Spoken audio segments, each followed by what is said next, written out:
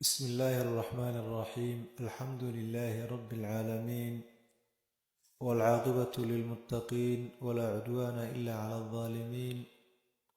وأصلي وأسلم على سيدنا ونبينا وحبيبنا محمد وعلى آله وصحبه أجمعين. maanta waxaa macayna ahaatay suuraddaasoo lagu magacaabo suuradda fuqarada, sida ay dadka faqiiriinta ugu fiican tahay darteed.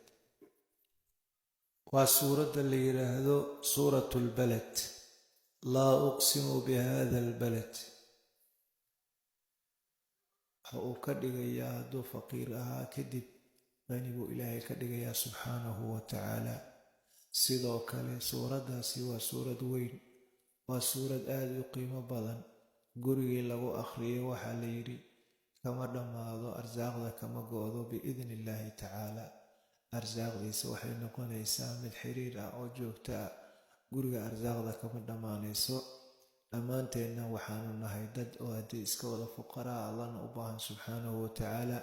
sidaa darteeda wixii fawaa'ida waanu soo gudbinaynaa. ujeedkanagu waxaa weeye faa'iidadu markaad jeclaato dee diintiina waad jeclaanaysaa. ma aha keliya faa'iidada bas inaan uga qasdayno, waa inaan qur-aanka jeclaano, waa inaan asmaa'ullahi alxusnaa jeclaano, waa inaan allah tabaaraka wa tacaala jeclaano, waa inaan u dhowaano allah subxaanahu wa tacaala mar walbo.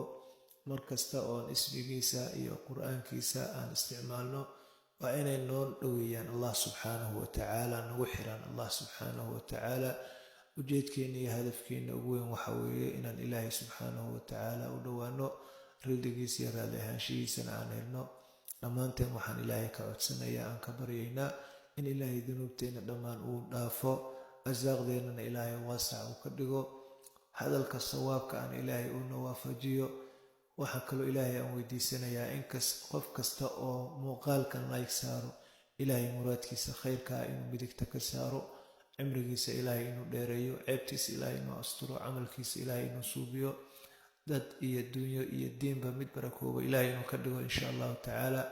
waayo waxani waa diintana waxaa fiican in laygta la saaro, aana lagala bakhaylin.